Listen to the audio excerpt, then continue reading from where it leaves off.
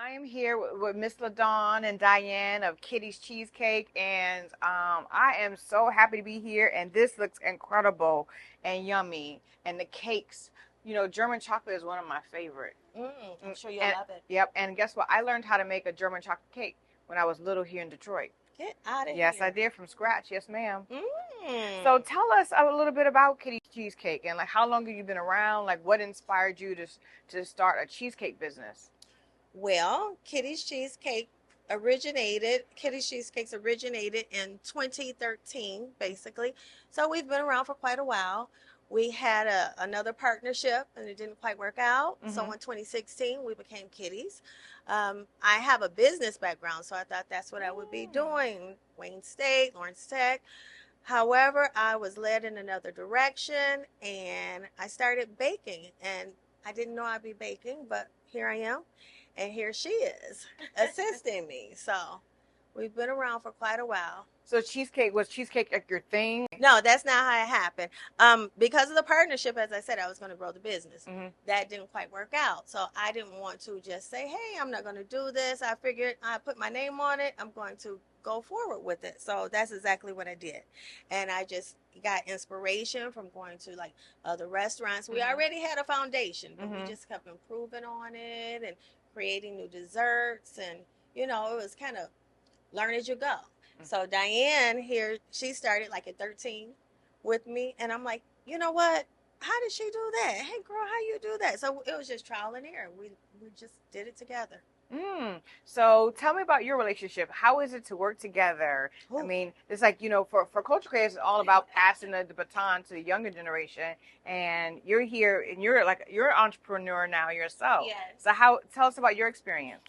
So I just graduated from the University of Michigan last year. Congratulations. Thank you. I got my Bachelor's of Arts in Biopsychology, Cognition, Neuroscience. Okay, wow. With a minor in Entrepreneurship. Okay. It's a mouthful, but I told my mom about halfway through that once I graduated, I'll help her full-time with her business and help her grow and expand. And so that's what I've been here doing ever since.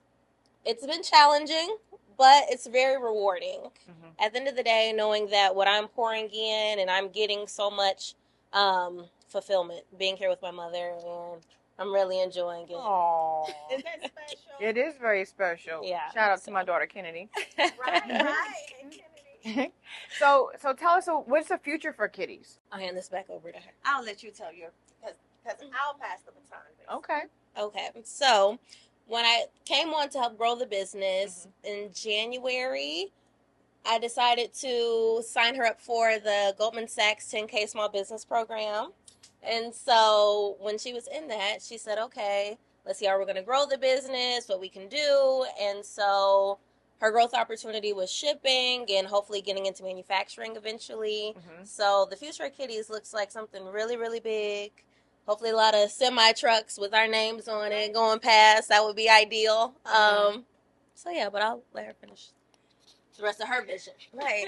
I'm going to say I would love a manufacturing facility. Okay. We supply wholesale right now, and we want to get into event spaces and weddings and different venues where we're doing catering.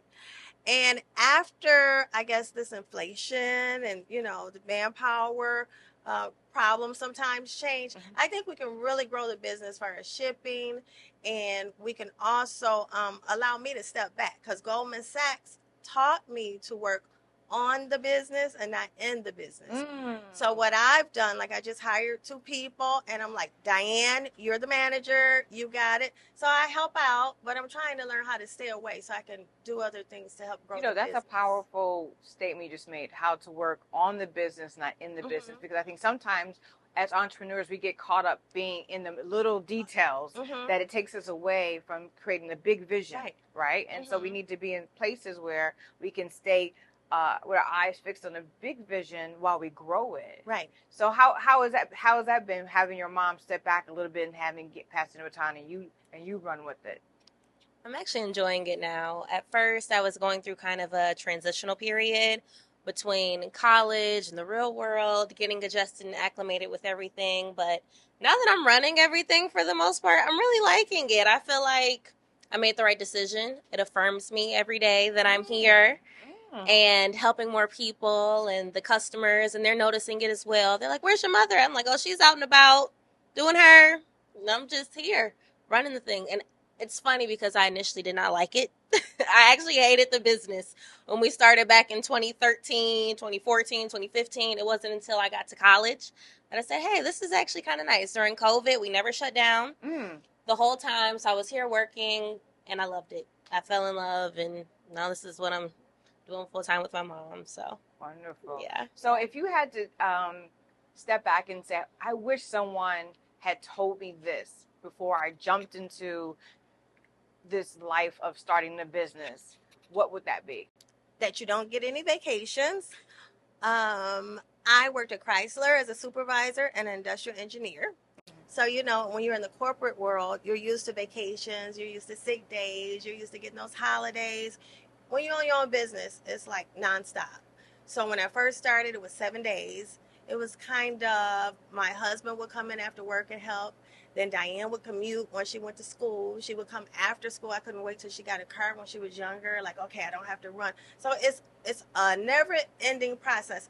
And I'll say that someone told me that you shouldn't enter a business unless you want to work the business yourself.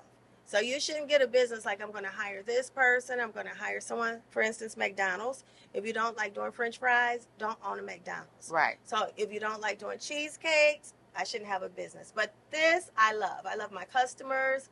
So in Goldman Sachs, I kind of cried one time. They're like, "Oh, you got to get out, stop baking." I'm like, "Oh, I got to stop creating." But I ended up loving it, but it's hard work and it's nonstop. So you got to be diligent. You just can't quit. So sometimes it's really hard, but I'm so thankful that I have her. Yeah, I love to see this mother-daughter union and in business, it's about creating generational wealth. Yeah. And leaving a legacy. Right, and leaving a legacy. And with that, the history of Detroit being so rich with Black people and brown people and entrepreneurship. What is your dream for the growth of businesses for brown people in Detroit? My dream is that we work together. I think it's hard for us to work together because we become competitive and, we got so many hang-ups. But I believe I'm always trying to promote the people. Like, we supply Wing Snob. So I'll say, hey, go to Wing Snob. Or we supply the food hall, just opened up on 6 Mile. Great person on Spudheads.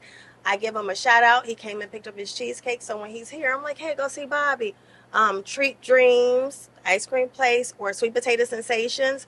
And I didn't know she went to Goldman Sachs as well. So I'm like, hey, I need your help. Tell me this.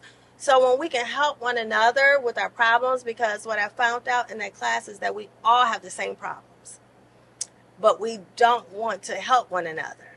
And so that's my dream, that we all come together, kind of like Martin Luther King, work together. Build up a beloved community of entrepreneurs. Yes. Right. Yes, because we need each other. But instead of trying to cut each other out, help each other. Okay. Well, if you don't mind, I would like a little sneak peek in the kitchen to see what y'all have cooking up. Oh, well, let's see what we got. Come on in. Let's see. We're going to go this way. Okay. Okay, so I'm making up a strawberry shortcake cheesecake right now. It's actually our number one seller. So, I was actually in the process of putting this out front for us, but kind of started on it already. And it actually doesn't take too long. I think that's what I love about the cheesecakes is once you start decorating, it really doesn't take that long. Cakes are a little different, but cheesecakes are always a little bit more fun for me because they're so fast.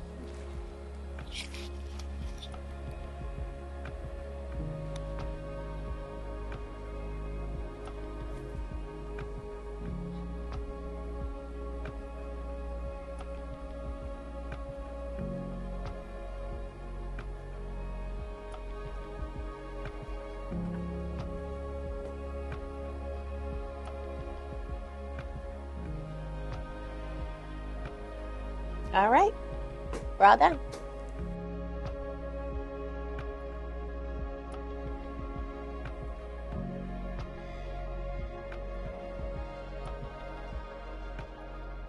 Well, thank you guys for giving me a behind the scenes look at Kitty's Cheesecake. I'm so proud of you all. I mean, you guys are changing the landscape of business. And I love the collaborative idea of working amongst other businesses and passing the torch to the new generation. You guys are definitely culture creators.